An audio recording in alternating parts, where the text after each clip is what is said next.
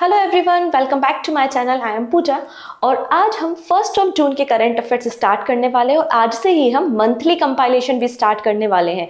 Monthly compilation का already एक part मैंने अपलोड कर दिया है।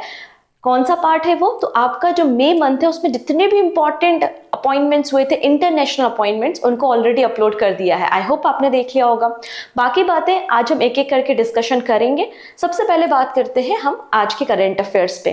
तो 1 जून के करंट अफेयर्स आज हमें देखने हैं, जिसमें सबसे पहले हम बात करने वाले हैं आज का इंपॉर्टेंट डे। उसके अलावा इंडिया का पहला वो कौन सा हाई कोर्ट बन गया है जिसने मेंस्ट्रुअल लीव को अप्रूव दिया है। आज हमें बात करनी है आखिरकार क्या रीजन है कि अलास्का लेक का जो पानी है वो येलो ऑरेंज कलर में कन्वर्ट हो गया है। इसके अलावा हमें बात करनी है गोल्डन राइस के बारे में और बीटी ब्रिंजल के बारे में। तो काफी कुछ नया आपको सीखने को मिलेगा, सो वीडियो को एंड तक देखना है। एंड में एक क्वेश्चन भी होगा हमेशा की तरह, क्वेश्चन ऑफ द डे, जिसका आंसर आप मुझे कमेंट सेक्शन में दे सकते हैं। इसके अलावा आरबीआई ने अपनी एनुअल रिपोर्ट भी पब्लिश की है, तो उसके कुछ की पॉइंट्स को हम यहाँ पे देख लेंगे। ठीक है, स्टार्ट कर देते हैं। सबसे पहली बात, आज का इंपॉर्टेंट डे। तो 1 जून को हम वर्ल्ड मिल्क डे सेलिब्रेट करते हैं। हमारी कंट्री में वर्ल्ड में कहेंगे हम, एक ऑर्गेनाइजेशन है which is FAO, food and agriculture organisation. उन्होंने ही वर्ल्ड मिल्क डे की शुरुआत की थी। आप देख सकते हैं न्यूट्रिशियस एंड सस्टेनेबल डेयरी, यहाँ पे वर्ल्ड मिल्क डे की थीम है, जिसका फोकस एरिया है कि किस तरीके से डेयरी प्रोडक्ट न्यूट्रिशन में और नरिशमेंट में मदद करते हैं। 13th एडिशन है। सिंस 2001 से इस दिन को मनाया जा रहा है। अब जब कोई भी सेलिब्रेशन होता है तो कोई एक कंट्री होती है जो उस पर्टिकुलर इवेंट को सेलिब्रेट करती है। तो इस बार आप देखेंगे जमाइका डेयरी डेवलपमेंट बोर्ड इस इवेंट को सेलिब्रेट कर रही है या ऑर्गेनाइज कर रही है। तो आपको पहला याद हो गया कि वर्ल्ड मिल्क डे हम 1 जून को मनाते हैं। अब बचपन में मम्मी बोलती थी, पापा भी बोलते थे कि दूध पीना चाहिए, अच्छी हैबिट होती है। तो हम यहाँ पे एक और दिन देख लेते हैं, ग्लोबल डे ऑफ पेरेंटिंग। ठीक है, तो ग्लोबल डे ऑफ पेरेंट्स 2024 भी हम 1 जून को सेलिब्रेट करते हैं और इस दिन को भी यूनाइटेड नेशन जनरल असेंबली ने ही डेजिग्नेट किया था। सिंस 2012 हम इस दिन को मनाते हैं। थीम क्या है? The promise of playful parenting. ये इस साल आपको थीम देखने को मिल जाएगी। डन। तो दोनों इंपॉर्टेंट डे हमने देख लिए। चलिए अब बात करते हैं हम 7th पे कमीशन के बारे में। आप लोग अगर अभी कोई रिसेंटली एग्जाम दिया हो तो आपने देखा होगा कि 15th फाइनेंस कमीशन या 16th फाइनेंस कमीशन हेड कौन कर रहा है, ऐसे क्वेश्चन एग्जाम में पूछे जाते हैं। तो अभी जब 7th पे कमीशन है आपका न्यूज में है, तो 7th पे कमीशन जब बनाया गया था उसको कौन हेड कर रहा था, कब इसका फॉर्मेशन किया गया, कब से इनकी रिकमेंडेशन लागू हुई, ऐसे क्वेश्चन आने वाले समय में हो सकता है आपसे पूछ लिए जाए। तो पहले हम कुछ पे कमीशन के बारे में बातें करते हैं।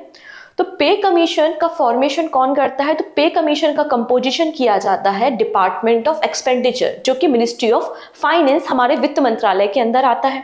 ठीक है, अभी पे कमीशन क्या करता है? तो मार्केट सिनेरियो को, ग्लोबल कंडीशन और देश की स्थिति को समझता है, उसके हिसाब से वेतन भत्ते, मतलब आपका जो सैलरी वगैरह है वो डिसाइड करता है गवर्नमेंट एम्प्लॉयज की।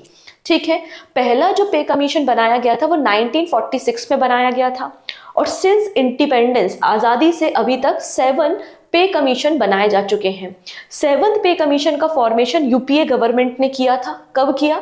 28 Feb 2014 में, 28 फरवरी 2014 को 7th पे कमीशन बनाया गया था और इसकी जो रिकमेंडेशन है वो 2016 से 2016 से हमारी कंट्री में एप्लीकेबल है। अब जो 7th पे कमीशन बनाया गया था उसको चेयर कौन कर रहे थे? तो आप देखेंगे जस्टिस अशोक कुमार माथुर। तो जस्टिस अशोक कुमार माथुर का नाम हमारे लिए इंपॉर्टेंट है, याद रखिएगा।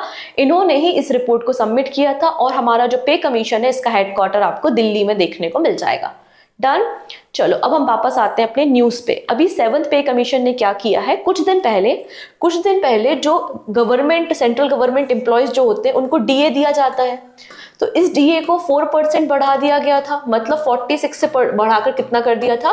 50% कर दिया था। ये 2 महीने पहले की न्यूज है, जब 7th पे कमीशन ने जो हमारा डीए है उसको 4% से बढ़ाकर 50% कर दिया था। अभी क्यों न्यूज में है? क्योंकि रिसेंटली 7th पे कमीशन ने रिटायरमेंट एंड डेथ ग्रेट्युटी को इंक्रीज कर दिया है 25%। कितना इंक्रीज किया है? 25%। पहले 20 लाख रुपीस था, इसको इंक्रीज करके 25 लाख रुपीस कर दिया है। इसलिए ये पूरा मामला न्यूज में है। ठीक है, तो आप देख सकते हैं the maximum limit for retirement gratuity and the death gratuity is increased by 25% from 20 lakh rupees to the 25 lakh rupees effective January 1, 2024। 1 जनवरी 2024 से ये लागू हो चुका है, एप्लीकेबल हो चुका है। Recently ministry of personnel public grievance and pension ने ये इन्फॉर्मेशन हमें नोटिफाई की है। अब यहाँ पे ग्रेट्युटी जो वर्ड है, तो ग्रेट्युटी की अगर बात करें तो आपके वो देखने को मिलेगा पेमेंट ऑफ ग्रेट्युटी एक्ट 1972। इसमें लिखा है कोई भी इंडिविजुअल किसी एक बॉडी में, ऑर्गेनाइजेशन में 5 ईयर या मोर देन 5 ईयर काम करता है तो ऐसा उपहार आप बोल सकते हो कि उसको ग्रेट्युटी दी जाती है। ठीक है, डन। चलिए अब बात करते हैं एक और। अब इंडिया में जो जो चीज़ें पहली बार होती हैं वो बहुत इंपॉर्टेंट होती है, जैसे कि फॉर द फर्स्ट टाइम हमारा जो इंडियन आर्काइव है उन्होंने पहली बार ओमान में जो इंडियन डायस्पोरा मतलब जो भारत के नागरिक किसी दूसरे देश में रह रहे हो, तो जो इंडियन डायस्पोरा ओमान में रहते थे तो उनके जो भी डॉक्यूमेंट थे, उनकी पिक्चर्स या उनके जो टेलीग्राम्स हैं, वो उन सबको क्या किया, रिकॉर्ड किया है डिजिटल फॉर्म में। और ऐसा पहली बार किसी ओवरसीज बॉडी के साथ इंडियन आर्काइव ने किया है, तो अपने आप में इंपॉर्टेंट हो जाता है। ठीक है, तो over 250 years of the Indian diaspora heritage digitally archived in Oman. तो ओमान में आप देख सकते हैं इस तरीके के बहुत पुराने डॉक्यूमेंट। सबसे पुराना जो डॉक्यूमेंट है वो 1838 का डॉक्यूमेंट आपको देखने को मिलेगा, जिसको डिजिटल फॉर्म में रिसेंटली कन्वर्ट किया गया है। इस प्रोजेक्ट का एक नाम है इसका the Oman collection archival heritage of the Indian community in Oman. तो नेशनल आर्काइव्स ने for the first overseas project in Oman preserve किया है आपका डायस्पोरा का, रिकॉर्ड किया है। बेसिकली जो कोलैबोरेशन हुआ था वो Indian embassy in Muscat and national archive of India के बीच में ये एग्रीमेंट साइन हुआ था। और यहाँ पे जो भी इंडियन डायस्पोरा ओमान में थे उनके हिस्टोरिकल डॉक्यूमेंट को डिजिटल फॉर्म में कन्वर्ट किया है, and this was their first overseas project, इसलिए इंपॉर्टेंट है। लगभग 7000 डॉक्यूमेंट्स आपको देखने को मिलेंगे डिफरेंट लैंग्वेज में, जैसे कि इंग्लिश, अरेबिक, गुजराती, हिंदी। और सबसे पुराना जो डॉक्यूमेंट है वो 1838 का डॉक्यूमेंट आपको देखने को मिलेगा। इन डॉक्यूमेंट में लोगों की पर्सनल डायरी हो सकती है, पासपोर्ट, लेटर, फोटोग्राफ, कुछ भी हो सकता है। इसके अलावा ये डिजिटल जो कलेक्शन है, आपने डिजिटल किया सारा डेटा और डिजिटल जो कलेक्शन तैयार किया है इसको ऑनलाइन अपलोड कर दिया है आपके नेशनल आर्काइव के पोर्टल पे, जिसका नाम है अभिलेख पटल। तो अभिलेख पटल पे इसको ऑनलाइन अपलोड कर दिया गया है, जिससे रिसर्चर्स और कोई भी इंडिविजुअल भी इसको एक्सेस कर सके, देख सके, पढ़ सके। अगर हम नेशनल आर्काइव ऑफ इंडिया के बारे में बात करते हैं तो ये एक बॉडी है जो कि हमारे जो हिस्टोरिकल रिकॉर्ड्स होते हैं उन सबको प्रिजर्व करने का काम या स्टोर करने का काम करती है और मिनिस्ट्री ऑफ कल्चर के अंदर काम करती है। इसका फॉर्मेशन देखेंगे आप 1891 में हुआ था। उस समय जब ब्रिटिश इंडिया की कैपिटल कैलकाटा थी, तो तब उस समय कोलकाता में 1891 में इसका फॉर्मेशन हुआ था, लेकिन 1911 में नई दिल्ली जब हमारी कैपिटल बन गई तो नई दिल्ली में इसको ट्रांसफर कर दिया गया। ठीक है, चलो अब बात करते हैं next. Reliance and Tata group recognise among Times world most influential company.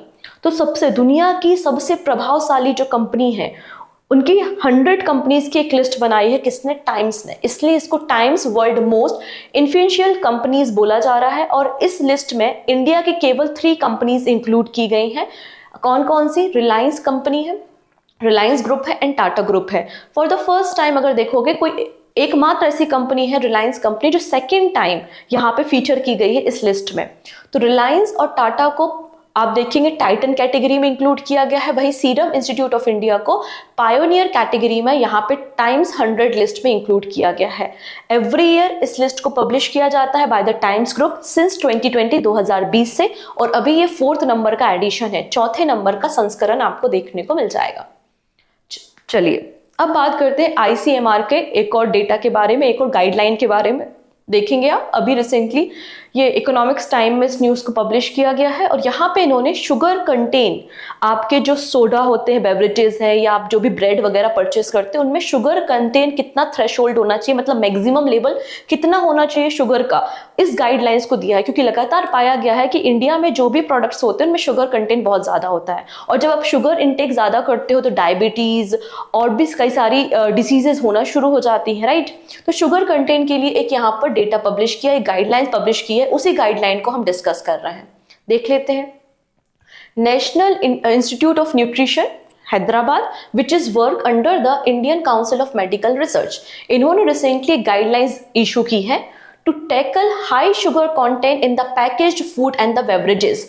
ठीक है, क्या इन्होंने कहा है कि आपके जो सॉलिड फूड होते हैं उनमें टोटल जो कैलोरी लिखा होता है ना कि आपके खाने में कितनी कैलोरी है, कभी आप कोई चिप्स का पैकेट लेकर आओगे तो पीछे लिखा होगा कितना कैलोरी, कितना एनर्जी इसमें मिलेगा। तो टोटल किसी प्रोडक्ट में कितनी कैलोरी है उसके अनुसार यहाँ पर ये शुगर इंटेक डिसाइड किया गया है। तो जो सॉलिड फूड है उसमें प्रपोज किया गया है threshold is around 5% of the total energy intake from the edited sugar. अगर आप किसी प्रोडक्ट में शुगर को ऐड कर रहे हो एडिशनल, तो वो 5% ऑफ द इंटेक से ज़्यादा नहीं होना चाहिए, मतलब आपके जो एनर्जी कंटेन है उससे 5% से ज़्यादा नहीं होना चाहिए। और अगर आप नेचुरल शुगर भी ऐड करते हो तो 10% से ज़्यादा नहीं होना चाहिए। तो आप देखेंगे 5% of the total energy intake from edited sugar with a maximum of 10% from all sugar, जिसमें आपकी नेचुरल शुगर भी इंक्लूड है, इसमें सॉलिड फूड में। अगर हम बेवरेजेस की बात करते हैं तो बेवरेजेस में कहा है प्रपोज किया गया है threshold of 10% of the energy intake from the edited sugar and maximum of 30% of the total natural sugar. तो इससे ज्यादा नहीं होना चाहिए। तो 5% अप टू 5% तक आप यहाँ पे एडिटेड शुगर कर सकते हो सॉलिड फूड में, और बेवरेजेस में अप टू 10%। मैक्सिमम 30 है अगर आप नेचुरल शुगर को मिलाते हो, मैक्सिमम 10 है अगर आप नेचुरल शुगर को मिलाते हो। ठीक है, नेक्स्ट है Sikkim high court introduce menstrual leave policy for its women employee। And Sikkim high court हमारी कंट्री का स्मॉलेस्ट हाई कोर्ट है जिसमें आपको 3 ही जज देखने को मिलेंगे। 3 जजेस हैं, 9 ऑफिसर हैं रजिस्ट्री में और 1 वीमेन ऑफिसर है। तो बहुत छोटा सा हाई कोर्ट है, लेकिन इंडिया का ये पहला हाई कोर्ट बन गया है जिसने अपने एम्प्लॉयज के लिए मेंस्ट्रुअल लीव पॉलिसी को अप्रूव किया है। Every month 2 to 3 days leave यहाँ पे अप्लाई की जा सकती है by the women employers. Clear है? तो Sikkim high court is the first high court to introduce a menstrual leave policy. Currently there is no nation policy और law for the menstrual leave. Supreme court में मामला चल रहा है but इसका भी कोई फैसला नहीं है। आपको अगर यहाँ पे लीव लेनी है तो लीव के लिए आपको medical officer of the high court से रिकमेंडेशन लेना पड़ेगा, अप्रूवल लेना पड़ेगा, उसके बाद आपको यहाँ पे लीव मिल जाएगी। और ये जो लीव है वो आपकी जो रेगुलर लीव जैसे कि CL वगैरह मिलती है ना कंपनी में, तो आपकी रेगुलर लीव में कंसिडर नहीं होती। इसके अलावा रेगुलर लीव के अलावा ये एडिशनल लीव होंगी। ये बात यहाँ पे रिसेंटली सिक्किम हाई कोर्ट ने कही है। नेक्स्ट है इंडियाज फर्स्ट। कोई भी चीज फर्स्ट है ना तो वो इंपॉर्टेंट होती ही है, पूछ लिया जाता है एग्जाम में उठा के। ठीक है, तो India's first urban ropeway in Varanasi to be ready by August 2024। Actually हमारे देश में एक प्रोजेक्ट रन होता है विच इज पर्वतमाला परियोजना। कौन सा प्रोजेक्ट है? पर्वतमाला परियोजना। इस प्रोजेक्ट को 2022-23 का जो बजट था ना उसमें लाया गया था। इसका एजेंडा था कि हमारे जो हिली स्टेट है और नॉर्थ ईस्टर्न स्टेट है तो उनमें बेसिकली प्रॉपर कनेक्टिविटी के लिए रोपवे बनाना। क्या बनाना? रोपवे बनाना। फर्दर हमने इसको एक्सपांड किया और अर्बन एरिया तक लेकर आ गए। तो यहाँ पे आप देखेंगे इंडिया की पहली अर्बन रोपवे का कंस्ट्रक्शन कहाँ हो रहा है? वाराणसी में, और ये अगस्त 2024 तक ऑपरेशन में आ जाएगी। ठीक है, जो कि वाराणसी कैंटोनमेंट रेलवे स्टेशन को रथ यात्रा के साथ कनेक्ट करेगी। Project come under the National Ropeway Development Programme Parvatmala परियोजना के अंदर आता है। एक्चुअली गवर्नमेंट ने टोटल 200 ऐसे प्रोजेक्ट्स को आइडेंटिफाई किया है जिनको पूरे देश में अलग अलग जगहों पे बनाया जाएगा, जिनकी total cost 1.25 lakh crore rupees आपको देखने को मिलेगी। अब ये जो रोपवे प्रोजेक्ट है इसकी कॉस्टिंग कितनी है? 644 करोड़ रुपीस है। ये पब्लिक प्राइवेट पार्टनरशिप मॉडल पे काम कर रहा है और इस रोपवे की टोटल जो लेंथ है या कनेक्टिविटी है वो कितनी है? 3.75 किलोमीटर्स की आपको देखने को मिलेगी। बेसिकली अर्बन एरिया में जो क्राउडेड एरिया होते हैं तो क्राउड को टैकल करने के लिए रोपवे शुरू की जा रही है, और जो रोपवे है वो 96,000 पैसेंजर को पर डेली कैटर कर सकती है, मैनेज कर सकती है। अब इसको तैयार कौन कर रहा है? तो कंस्ट्रक्टेड बाय विश्व समुद्र energy with the partnership of Switzerland based company. तो स्विट्जरलैंड की एक कंपनी है जिसका नाम है बार्थेलोत मशीनबाउ AG, और यहाँ पे इंडिया की कंपनी है जिसका नाम है विश्व समुद्र इंजीनियरिंग। इन दोनों ने पार्टनरशिप की है इस रोपवे को बनाने के लिए। डन। यहाँ पे एडिशनल इन्फॉर्मेशन है अबाउट द पर्वतमाला प्रोजेक्ट, आप बिल्कुल पढ़ सकते हैं, हालांकि सारी बातें मैंने बता दी है। और ये जो पर्वतमाला प्रोजेक्ट है ये ministry of road transport and highway के अंदर काम करता है। ठीक है, नेक्स्ट अब बात करते हैं फ्लैग रेड एक्सरसाइज के बारे में। तो फ्लैग रेड एक्सरसाइज 1975 में स्टार्ट हुई थी। इंडियन एयरफोर्स की एक ट्रेनिंग एक्सरसाइज है। कई सारे देशों के इंडियन एयरफोर्स यहाँ पे पार्टिसिपेट करते हैं अपने एयरक्राफ्ट्स के साथ, अपने फाइटर जेट्स के साथ, और ट्रेनिंग एक्सरसाइज बेसिकली होती है। अभी कौन सा एडिशन है ये बताना तो बहुत मुश्किल है। रीजन ये है क्योंकि कई बार साल में 2 बार भी एक्सरसाइज कर लेते हैं ये लोग, ठीक है। यूएसए कंडक्ट कराता है।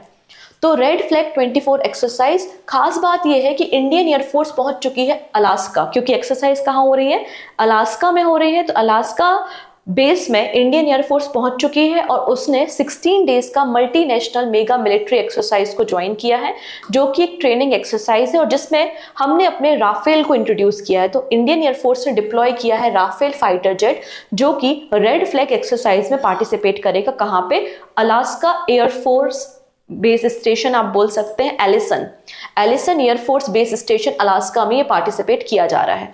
इसके अलावा कुछ और ज्वाइंट एक्सरसाइज है जो इंडियन एयरफोर्स में पार्टिसिपेट करता है, जैसे कि इजराइल का ब्लू फ्लैग है, ओमान का ईस्टर्न ब्रिज है, रशिया का इंद्र है, यूएई डेजर्ट ईगल और यूके इंद्रधनुष। तो आपको ये एडिशनल इन्फॉर्मेशन है पीडीएफ में मिल जाएगी। अच्छा, पीडीएफ जो नए स्टूडेंट है उनको थोड़ा सा बता देते हैं। सो पीडीएफ कहाँ पे मिलेगी, टेलीग्राम पे। सिंपली आप सर्च कर लेना पूजा जैन CA 247, अदरवाइज आपको डिस्क्रिप्शन में लिंक भी मिल जाएगी, तो वहां से आप टेलीग्राम ज्वाइन कर सकते हैं और टेलीग्राम से फ्री ऑफ कॉस्ट आप पीडीएफ को भी डाउनलोड कर सकते हैं, ठीक है। नोट्स बना सकते हैं। इसके अलावा वीडियो अगर पसंद आता है, यूजफुल लगता है, यूजफुल लगता नहीं है, यूजफुल है, आपके सभी कॉम्पिटिटिव एग्जाम के लिए यूजफुल है ये, तो आप बिल्कुल अपने फ्रेंड्स के साथ शेयर करेंगे। आप जिस भी ग्रुप में ऐड है कृपया करके इसको साझा करें और पहली बार आ रहे हैं तो सब्सक्राइब कर लेंगे, जिससे अपकमिंग क्लासेस के नोटिफिकेशन मिल सकें। ओके, चलो नेक्स्ट न्यूज़ पे बात करते हैं। चलिए, नेक्स्ट है अर्थ केयर मिशन। आप देख सकते हैं earth care mission European space agency और जेक्सा जो जापान स्पेस एजेंसी है, उन दोनों का एक ज्वाइंट मिशन है। नाम से समझ में आ रहा है अर्थ केयर मिशन। ये क्या करता है, किस तरीके से क्लाउड रिस्पॉन्सिबल है, एरोसॉल रिस्पॉन्सिबल है क्लाइमेट चेंज के लिए। एरोसॉल किस तरीके से जो इंफ्रारेड है रेडिएशन से उनको ट्रैप कर लेता है, अर्थ स्पेस पे वापस भेजता है। कितनी रेडिएशन सोलर जो सन से आ रही है वो रिफ्लेक्ट होती है, कितना अर्थ पे रह जाती हैं। तो ये पूरा जो रिसर्च वर्क करने के लिए इसको फाल्कन 9 रॉकेट की मदद से लॉन्च किया है, ठीक है। तो अर्थ केयर मिशन को फाल्कन 9 रॉकेट की मदद से लॉन्च किया है। जैसा कि मैंने बताया, एक जॉइंट वेंचर है ESA और जेक्सा का, ठीक है। EarthCARE cloud aerosol and radiation explorer mission है, जो कि आपको बेटर अंडरस्टैंडिंग देगा role of the cloud and aerosol, कि क्लाउड और एरोसॉल का क्या रोल है reflecting incident solar radiation back into the space. क्योंकि जितनी सूर्य की रोशनी आती है कुछ अमाउंट हम एब्जॉर्व करते हैं, बाकी सब रिफ्लेक्ट कर देते हैं। तो उनका क्या रोल है, इसकी बेटर अंडरस्टैंडिंग के लिए अर्थ केयर मिशन लॉन्च किया गया है, ठीक। चलिए, अब यहाँ पे आप लोगों ने देखा होगा कि हीट वेव चल रही है ना, बहुत गर्मी चल रही है। स्पेशली अभी दिल्ली में तो देखो, ये इंडिया का सबसे हाईएस्ट टेम्परेचर था, विच इज 52 53 डिग्री सेल्सियस। इतना टेम्परेचर कभी होता नहीं है। तो हीट वेव के कारण स्ट्रोक के चांसेस भी बढ़ रहे हैं। तो जब भी हीट वेव न्यूज में आती है तो एक और शब्द न्यूज में आ जाता है, which is bed bulb temperature. अब ये क्या होता है इसको हम समझेंगे, क्योंकि एक मेट्रोलॉजिकल टर्म है, मौसम विज्ञान का टर्म है, तो इसको पहले नॉर्मल भाषा में समझते हैं, फिर टेक्निकल भाषा तो है ही, ठीक है। सो देखते हैं। फॉर एग्जाम्पल, आप बहुत गर्मी में हो, गर्मी में क्या होता है, जनरली पसीना आता है, और पसीना निकलना जरूरी होता है क्योंकि वो हमारे बॉडी के टेम्परेचर को मेंटेन करता है, ठीक है। आप पंखे में आके बैठते हो तो आपकी जो स्वेटिंग हुई है वो इवोपरेट हो जाती है और आपको ठंडा ठंडा कूल कूल मतलब बढ़िया सा लगता है। अब ऐसा सोचो कि गर्मी बहुत है, स्वेटिंग बहुत हो रही है, और यहाँ पे ह्यूमिडिटी एटमॉस्फेयर में इतनी ज्यादा है, इतनी ज्यादा आर्द्रता है, ह्यूमिडिटी है, कि आपका जो स्वेट है, आपका जो पसीना है वो इवोपरेट नहीं हो पा रहा। और जब स्वेट इवोपरेट नहीं होगा तो आपकी बॉडी कूल डाउन नहीं हो पा रही। और जैसे ही अगर आपकी बॉडी कूल डाउन नहीं हुई और आपके बॉडी का टेम्परेचर अगर 35 डिग्री तक पहुंच गया, 35 डिग्री सेल्सियस, तो इससे क्या हो जाता है, स्ट्रोक आ जाता है। तो यही घटना अभी मार्केट में चल रही है। आप लोग अक्सर न्यूज में देखते हैं कि हीट स्ट्रोक हो गया, वो यही चीजें हो रही हैं क्योंकि बॉडी का टेम्परेचर बहुत ज्यादा हो रहा है ह्यूमिडिटी के कारण। क्योंकि मौसम में अगर आर्द्रता ज्यादा होगी तो ऑब्वियस सी बात है इवोपरेशन रेट कम हो जाएगा। जब हम साइंस पढ़ेंगे तो मैं आपको बताऊंगी जो रेट ऑफ इवोपरेशन होता है ना, वो बहुत सारे पैरामीटर्स पे डिपेंड करता है। उनमें से एक ह्यूमिडिटी होती है। जैसे कि आपको पता है कि गर्मी के दिनों में कपड़े जनरली सूख जाते हैं, या ड्राई जब एरिया होता है तो ड्राई एरिया में कपड़े सूख जाते हैं, लेकिन अगर बारिश का समय तो कपड़े ज्यादा समय में सूखते हैं। रीजन यही है कि ह्यूमिडिटी बहुत ज्यादा होती है, और ह्यूमिडिटी जब ज्यादा होती है तो इवोपरेशन रेट कम हो जाता है। वही घटना है। तो wet bulb temperature is a meteorological term used to describe the lowest temperature that can be reached by the evaporating water into the air at the constant temperature. ठीक है, बेसिकली इसमें क्या करते हैं, थर्मोमीटर लेते हैं और थर्मोमीटर में हम एक वेट कपड़े का इस्तेमाल या वेट क्लॉथ का इस्तेमाल करते हैं। ठीक है, और जब वो वेट क्लॉथ में क्या होता है, वो उसका पानी इवोपरेट हो जाता है, और जब पानी इवोपरेट होता है तो कूलिंग होती है, तो थर्मोमीटर का जो पारा है, मरकरी, वो थोड़ा नीचे आता है, तो उसको यहाँ पे डिफाइन किया जाता है हम बेड बल्ब टेम्परेचर की तरह। As the water evaporate it cool the thermometer showing the wet bulb temperature. Clear. लेकिन जब ह्यूमिडिटी ज्यादा होती है तो आप देखेंगे ह्यूमिडिटी ज्यादा होने के कारण इवोपरेशन नहीं हो पाता। जब इवोपरेशन नहीं होगा तो ठंडा नहीं होगा तो टेम्परेचर ज्यादा शो होगा। तो इसलिए ये पूरा मामला अभी न्यूज में देखने को मिल रहा है। तो बस आप समझ लीजिए कि टर्म होता क्या है, अगर आपको कभी पूछ लिया गया तो एटलीस्ट आप बता सको। नेक्स्ट बात करते हैं गोल्डन राइस। तो गोल्डन राइस का जो कमर्शियल फार्मिंग हो रहा था फिलीपींस ने, तो फिलीपींस की कोर्ट ने यहाँ पे बैन कर दिया है और परमिशन बंद कर दी है because of the health issues. ठीक है, तो यहाँ पे आप देख सकते हैं कि फिलीपींस पहली कंट्री थी जिसने कमर्शियली प्रोडक्शन का अप्रूवल दिया था 2021 में गोल्डन राइस को, और recently court of appeal in the Philippines revoke biosafety permit of the GM golden rice and the VT egg plant. तो यहाँ पे रिसेंटली यहाँ पे बोल सकते हैं आप फिलीपींस की कोर्ट ने रिवोक कर दिया है आपका permit golden rice and BT egg plant का। सेफ्टी वायलेशन पाए गए और कहा गया कि थोड़े समय के लिए इसको हॉल्ट करते हैं जब तक हम इसको पूरा तरीके से जांच नहीं लेते। अगर हम गोल्डन राइस की बात करते हैं तो गोल्डन राइस आपके जेनेटिकली मॉडिफाइड या जेनेटिकली इंजीनियरिंग करके तैयार किए गए राइस होते हैं। इसमें जनरली जो राइस हम अपने घरों में कंज्यूम करते हैं उनमें बीटा कैरोटीन नहीं होता, मतलब विटामिन ए नहीं होता। तो बहुत सारे एरिया ऐसे होते हैं जहां पे विटामिन ए की डिफिशियंसी होती है, तो उसको खत्म करने के लिए, क्योंकि बीटा कैरोटीन आपकी गाजर में होता है और जब हम गाजर खाते हैं तो वही बीटा कैरोटीन विटामिन ए में कन्वर्ट होता है और हमें विटामिन ए मिलता है जो हमारी आई साइट के लिए अच्छा है। तो यहाँ पे जो नॉर्मल राइस होते हैं उनमें बीटा कैरोटीन नहीं होता, लेकिन ये जो जीएम राइस है गोल्डन राइस, इनमें बीटा कैरोटीन होता है जो विटामिन ए की डिफिशियंसी को फुलफिल करता है। इसके अलावा आप यहाँ पे बीटी एग प्लांट की ब्रिंजल, इसको बेसिकली फिलीपींस की यूनिवर्सिटी ने ही डेवलप किया था, और ये जो एग प्लांट की वैरायटी है ये भी आपकी जीएम मतलब जेनेटिकली मॉडिफाइड है जो कि कीड़े लगने से बचाती है, जिससे प्रोडक्टिविटी इंक्रीज हो जाती है। अगर हम इंडिया के कॉन्टेक्स्ट में बात करते हैं तो इंडिया में रिसेंटली कोई भी ऐसी कमर्शियली आप देखेंगे कि कोई भी जीएम प्रोडक्ट है उसको ऐसी कमर्शियली अप्रूवल नहीं दिया है। Currently there is no cultivation और commercialisation of the golden rice in the India. ठीक है, और हमारे देश में जो जीएम ब्रिंजल या बीटी ब्रिंजल है उसकी भी ग्रोइंग एंड सेलिंग पे बैन लगा के रखा हुआ है because of the health issues. हमारे देश में केवल और केवल बीटी कॉटन को अप्रूवल देके रखा है और बीटी कॉटन का कमर्शियली कल्टीवेशन होता है। ठीक है, नेक्स्ट है river in Alaska turning orange. अब देखेंगे ये अलास्का में जो नदी है ये ऑरेंज कलर में कन्वर्ट हो गई है। ऐसा क्यों हुआ इसको हम समझते हैं। ऐसा इसलिए हुआ, वो है रीजन क्लाइमेट चेंज। लगातार टेम्परेचर इंक्रीज हो रहा है, क्लाइमेट चेंज हो रहा है। ठीक है, तो जो फार्माफ्रॉस्ट थे तो फार्माफ्रॉस्ट पिघल गए, मेल्ट हो गए। तो पहले तो हमें ये समझना पड़ेगा ना यार फार्माफ्रॉस्ट होते क्या है, तो फार्माफ्रॉस्ट को पहले हम समझते हैं। तो permafrost is any ground that remain completely frozen और colder for at least 2 year straight. तो लगभग 2 सालों तक ऐसा जमीन का एरिया जो ठंडा हो या बर्फ जमी हो, ठीक है, उसको हम क्या कहते हैं, फार्माफ्रॉस्ट कहते हैं। जब ऑब्वियसली बात है टेम्परेचर बढ़ेगा तो ये पिघलेंगे तो इसमें सॉइल भी होगी और कुछ मिनरल्स भी होंगे, और ये मिनरल आके नदी में, लेक में मिल जाएंगे, और नदी और लेक का जो कलर है ये चेंज कर देते हैं, और ऊपर से इसमें जो मिनरल होते हैं ना वो टॉक्सिक होते हैं।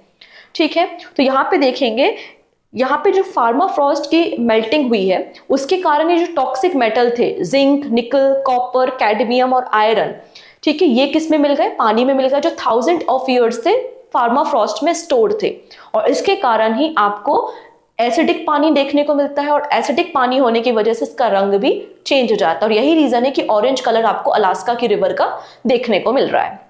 ठीक है, अब अलास्का की बात करते हैं। तो अलास्का कभी रशिया का पार्ट हुआ करता था, बट रशिया ने बेच दिया था अलास्का यूएसए को, तो आज के समय में अलास्का यूएसए का पार्ट है। ठीक है, अलास्का और अलास्का और रशिया सेपरेट होते हैं बेरिंग सी से या बेरिंग स्ट्रेट से। इसको हम बेरिंग स्ट्रेट कहते हैं, जो कि बेरिंग सी और आर्कटिक ओशियन या फिर चुक्सी सी को कनेक्ट करती है, बेरिंग स्ट्रेट। ठीक है, तो बेरिंग स्टेट आपको याद रखना है रशिया और अलास्का को सेपरेट करने का काम कर रही है। डन इतनी चीजें? ओके। अब यहाँ पे दो इंपॉर्टेंट पर्सन है जिनके बारे में जान लेते हैं। पहले पर्सन है जिनका नाम है Sandeep Batra. Recently insurance regulatory and development authority of India ने संदीप बत्रा को चेयरमैन अपॉइंट किया है, chairman of the board of director of the ICICI prudential life insurance company. इसके पहले ये ICICI bank board of director मतलब बोर्ड में एग्जीक्यूटिव डायरेक्टर के रूप में काम कर रहे थे। अगली पर्सन है डॉक्टर एमिनल सोब्रियन। इन्हें रिसेंटली बोआ का डायरेक्टर जनरल बनाया गया है। तो बोआ मतलब क्या होता है? World organisation for animal health. तो world organisation for animal health की 91st नंबर की जनरल मीटिंग हुई थी और वहां पर डॉक्टर एमिनल को 5 ईयर के लिए डायरेक्टर जनरल चुना गया है और ये 8th नंबर की डायरेक्टर जनरल है। इनका समय या इनका टेन्योर 2024 से 2029 के बीच में रहेगा। अगर हम World organisation for animal health की बात करें तो पेरिस फ्रांस में हेडक्वार्टर है एंड 1924 में इसका फॉर्मेशन हुआ था। 1924 में इसका फॉर्मेशन हुआ था। डन। अब इसके अलावा फर्दर डिस्कशन करने से पहले देखिए, मैंने कल 2 इंपॉर्टेंट वीडियोस आप लोगों के लिए लेकर आए थे विथ PYQs। ऑब्वियस सी बात है, रिवॉल्ट ऑफ 1857 1857 की क्रांति, इसका वीडियो अपलोड किया गया था and all important international appointments April month की और मई मंथ की। तो 2024 में अप्रैल और मई मंथ में जो भी इंपॉर्टेंट अपॉइंटमेंट जैसे कि पनामा के प्रेसिडेंट बन गए हैं, ताइवान के, वियतनाम के, सिंगापुर के, तो वो सारी बातें यहाँ पे मैंने कवर कर दी हैं। तो आप इन दोनों वीडियो को देख सकते हो। ठीक है, चलिए बात करते हैं आरबीआई एनुअल रिपोर्ट 23-24। तो आप देखेंगे अप्रैल 2023 से मार्च 2024 तक आरबीआई ने जो भी काम किया, इनकी जो भी फंक्शनिंग की है, उस पे बेस्ड इन्होंने इस रिपोर्ट को पब्लिश किया है एंड रिपोर्ट को सबमिट किया है किसे? गवर्नमेंट ऑफ इंडिया को। क्या ऐसा करना जरूरी है?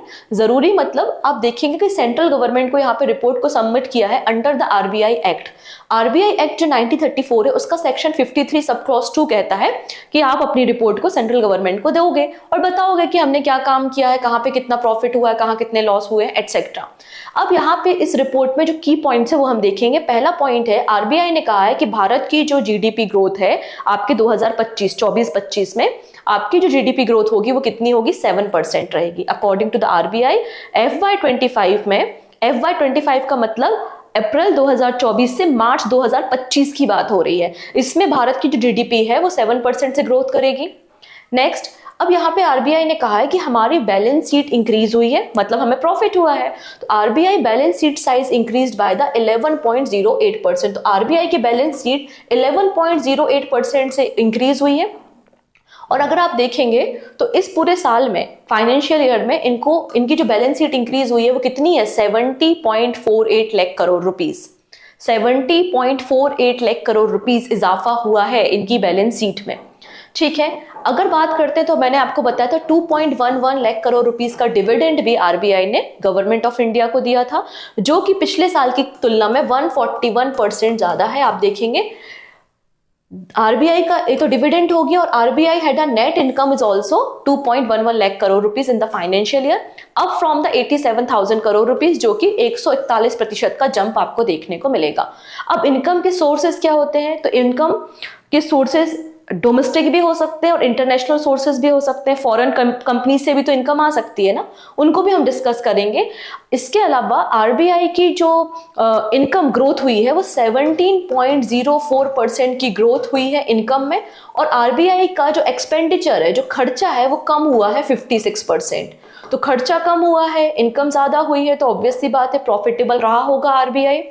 अगर हम बात करते हैं फॉरेन सोर्सेस, तो फॉरेन सोर्सेस से आरबीआई को जो पैसा आया है वो 1.87 लाख करोड़ का पैसा आया है। 1.87 लाख करोड़ रुपीस आरबीआई को फॉरेन सोर्सेस से इनकम हुई है, जो कि 23% ज्यादा है प्रीवियस ईयर के कंपैरिजन में। वहीं अगर हम डोमेस्टिक सोर्स की बात करते हैं, डोमेस्टिक सोर्सेस से आरबीआई को 88,000 करोड़ रुपीस का प्रॉफिट हुआ है, और जो कि 5.7% ज्यादा है, ग्रोथ है। इसलिए बैंक ने, आरबीआई ने 42,800 करोड़ रुपीस दिए हैं। कहां पर? कंटिंजेंसी फंड में। हमारे कंटिंजेंसी फंड में भी 42,800 करोड़ रुपीस रखे गए हैं। डन इतनी चीजें, बस इतने पॉइंट्स आपको याद रखने हैं। अब बात कर लेते हैं क्वेश्चन आंसर्स पे। पहला क्वेश्चन है समर फीस्टा 2024 किस मिनिस्ट्री ने ऑर्गेनाइज किया है नेशनल बाल भवन न्यू दिल्ली में।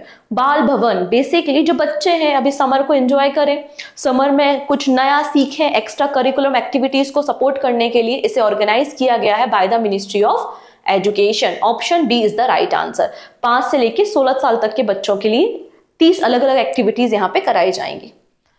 Recently which Indian space startup successfully launch Agnibaan sub orbital rocket. तो अग्निबाण के बारे में हमने बात की थी और इंडिया का पहला 3D टेक्नोलॉजी से डेवलप किया हुआ इंजन इन्होंने बनाया है। तो अग्निबाण किसकी कंपनी है? तो अग्निबाण रॉकेट को अग्निकुल कॉस्मोस ने लॉन्च किया है। Option D. How much sovereign loan has been sanctioned by the Asian Development Bank to India in 2023? तो 2023 में एशियन डेवलपमेंट बैंक ने गवर्नमेंट ऑफ इंडिया को इंफ्रास्ट्रक्चर कामों को करने के लिए कितना लोन दिया था? तो गवर्नमेंट ऑफ इंडिया को एशियन डेवलपमेंट बैंक ने $2.6 बिलियन का लोन दिया था 2023 में, ऐसा इन्होंने बताया है। ठीक है, नेक्स्ट है, कल मैंने इस अवार्ड के बारे में आपको बताया था, which company has been honoured with the corporate social responsibility award in the non-fossil fuel business category at the Outlook Planet Sustainability Summit and Award 2024। तो आउटलुक ग्रुप और IIT गोवा ने इस अवार्ड सेरेमनी को आयोजित किया था जिसमें 4 अलग अलग कैटेगरी में अवार्ड दिए गए। पूछा जा रहा है कॉर्पोरेट सोशल रिस्पॉन्सिबिलिटी कैटेगरी में, वो भी नॉन फॉसिल फ्यूल कैटेगरी में अवार्ड किसे मिला है? तो पावर फाइनेंस कॉर्पोरेशन लिमिटेड को यह अवार्ड दिया गया है। ऑप्शन डी बिल्कुल करेक्ट हो जाएगा। Recently maximum limit of retirement and death gratuity have been revised by the government, और कितना कर दिया है? 20 लाख रुपए से बढ़ा दिया गया है और 25 लाख रुपए कर दिया है। ऑप्शन ए बिल्कुल करेक्ट हो जाएगा। Which country has launch its first space agency? तो पहली बार अपनी स्पेस एजेंसी कौन लॉन्च कर रहा है? तो साउथ कोरिया। ठीक है, साउथ कोरिया कर रहा है जिसका नाम है कासा, मतलब कोरिया एरोस्पेस एडमिनिस्ट्रेशन है। साउथ कोरिया का प्लान है कि वो मंगल ग्रह पे अपने मिशन को भेजेगा और मार्स मिशन भेजने का प्लान इनका 2045 का है, जिसके लिए इन्होंने आपका 100 ट्रिलियन वॉन इन्वेस्टमेंट करने की बात की है और कंट्री अपना पहला लूनर मिशन भी लॉन्च करेगी 2032 में, ऐसा इन्होंने बताया है। नेक्स्ट है, What percentage of GDP growth has been estimated by the RBI of India in the current financial year? तो अभी जो आपका फाइनेंशियल ईयर 2024-25 चल रहा है, इसके अकॉर्डिंगली आरबीआई ने कितना जीडीपी फोरकास्ट किया है? तो अभी हमने देखा 7%। 7% is the right answer. Important question है and this is question of the day. Recently RBI ने 36.38 लाख रुपीस का फाइन लगाया है। कौन से बैंक पे लगाया है? अंडर द फेमा, मतलब फॉरेन एक्सचेंज मैनेजमेंट एक्ट, उस बैंक का नाम आपको बताना है। डन इतनी चीजें, ये सारी बातें ऑलरेडी हम डेली करंट अफेयर्स में कर चुके हैं। अगर आपको याद है करंट अफेयर्स तो बिल्कुल आप आंसर करेंगे कमेंट सेक्शन में, और मैं आप सभी लोगों के कमेंट देखती हूँ, तो कृपया करके आंसर करें। और कल हम वीकली करंट अफेयर्स को डिस्कस करेंगे। तो मिलते हैं कल। Take care and bye bye.